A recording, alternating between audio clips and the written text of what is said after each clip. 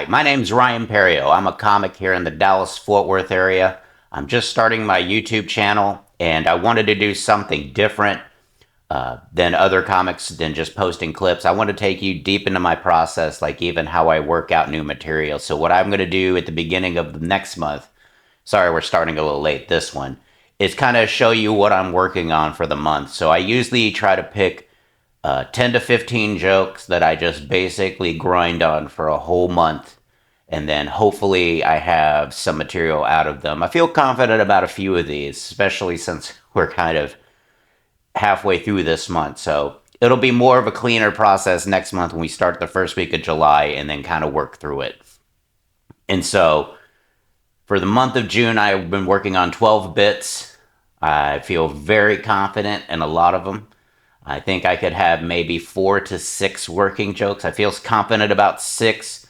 Six of the other jokes, I am looking at them, and sometimes when you look at stuff, you can kind of see why they won't work. Like you can kind of see, like maybe I don't have enough information, or I'm just kind of not really. I'm kind of detached. I don't have a real connection to the issue that I'm talking about. And so I feel like sometimes that is a struggle for me, as far as sometimes I don't get emotionally attached to the joke, and then that makes it not work. But we've got 12 jokes. Let's go through the pot. Let's start with the good news. Let's go through the six that I kind of have a feeling about. First one's going to be distracted driving. I feel like it's an original take on how I am old enough to be distracted by things more than a phone. Like I don't have to look at my phone to be a distracted driver.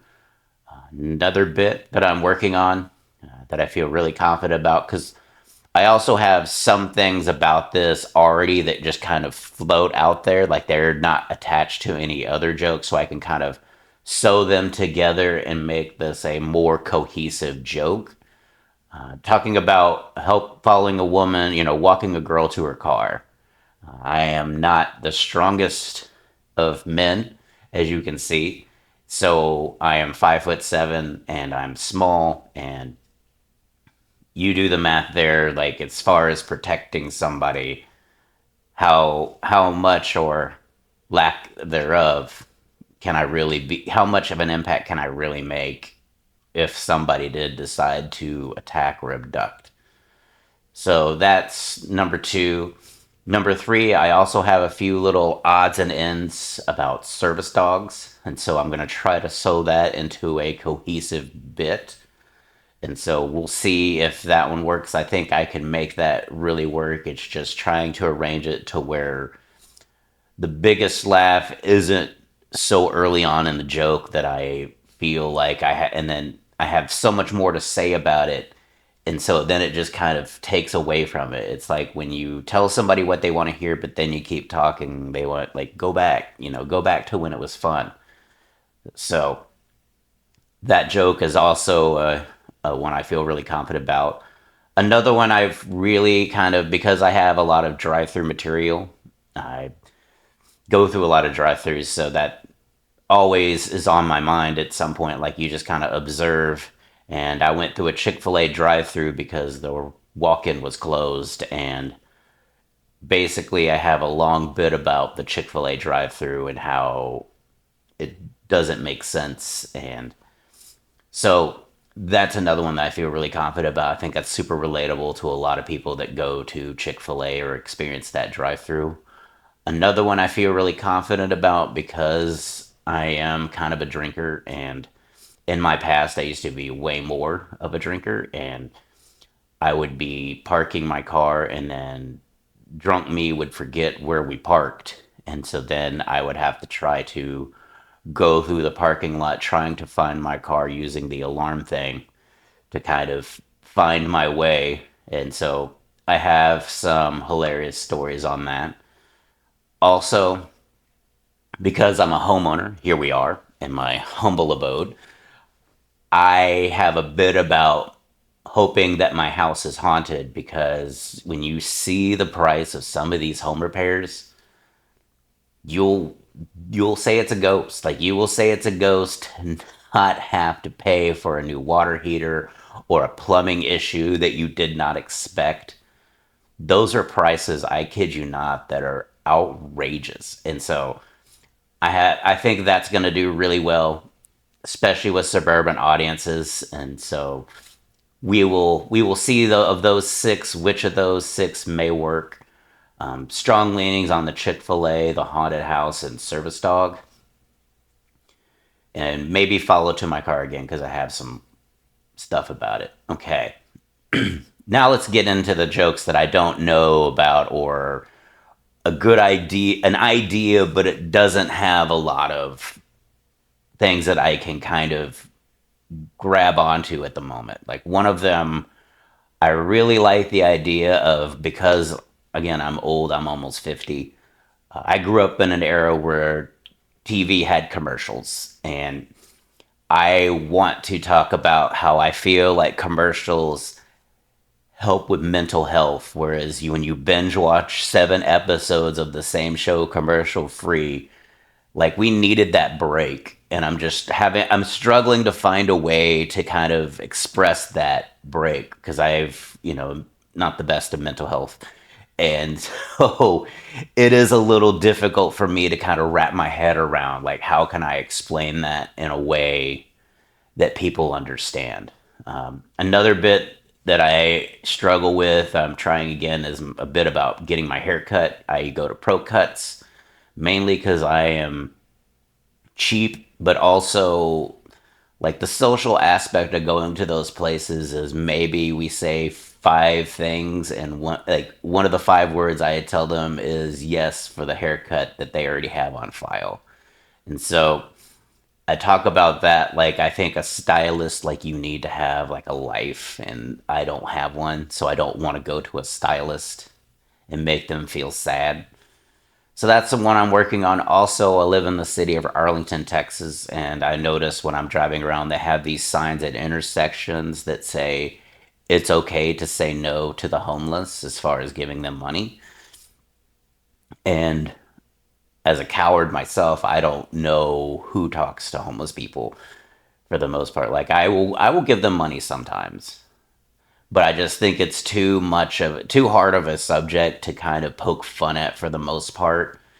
It gets it's one of those things where I think it's a guilt factor as far as people go that there are lots of people with compassion. I have some compassion, but I think there's levels of it, and I think that the homeless problem in this country does kind of expose those layers of different levels of compassion. And so that's one that I will probably struggle with. I have a bit about Tinder. It's kind of self deprecating. Like I have some online dating stuff already, but it was mainly about like a profile where they I wasn't attracted to them unless they looked disappointed in me because I feel like online dating you're not exactly excited with whoever you match with. You just kind of try to put a positive spin on it. And so that one may also kind of get ahs or groans or it's too self-deprecating I think to kind of for maybe me to tackle at least this go around. Another one I'm struggling with is the iPhone security because my iPhone now creates passwords and they're ridiculous and like it's designed so that you basically give up your control of knowing your password and just rely on your phone to have it. And I don't feel comfortable doing that. And so I also think that it's a weird features like my iPhone gets really hot or wet, I lose control of it, but it doesn't seem like that resonates with every audience so far. And the last one that I'm really struggling with is the gym. Basically, I have some chunks on the gym, but I'm always trying to add to it because I try to work out and talking about how the locker room is really cold and why it's cold, but it just doesn't seem to get it as big a laugh as I thought it would because I basically am telling people it's a morgue for where your athletic dreams go to die. But it has also struggled. And then every open mic, like I won't do all 12 of these at an open mic for the most part. Like that would be either a super long stage time open mic or I'd be a total dick on stage. So I usually try to break these up and try to work on them, but I just work on all of this stuff for the whole month. I also use one proven joke as my closer so that I can kind of, when I listen back, I can kind of gauge where my proven joke was versus where the new was. The new joke not as good, or was it way better than the closer? And so I'm working on getting to where, the new joke is here. High. It goes above, and so that's usually the goal. I hope that they're better. Sometimes they are, sometimes they are not, and sometimes even the closer doesn't save it. But at least it gives me a test, like a control group, as far as working material. How is this working with the audience? Is the audience laughing at that? They're laughing at this, but not laughing at my new stuff. Then I know I need to tweak on something with the new stuff. If they're not laughing at either, okay, well, just it was a good night to kind of sound some stuff out, and then I can go back and say, what did I struggle pronouncing? Did I have problems with saying something? Did I feel comfortable presenting something? Because like with the homeless, sometimes if you feel uncomfortable on stage, you make the audience uncomfortable. So then that just makes the topic even more of a difficult draw. But that's my week. Hopefully, you will tune in a couple weeks to see how this turned out. Like, we only have just a couple more weeks left in June, and then I will record this and post it the first weekend of July, basically the end of June, opening of July Sunday, so that you can kind of see what did work and what didn't. But thanks for listening. Hope you keep coming back. We're going to keep doing all kinds of deep dives into my own comedy and just my comedy journey. But thanks for watching.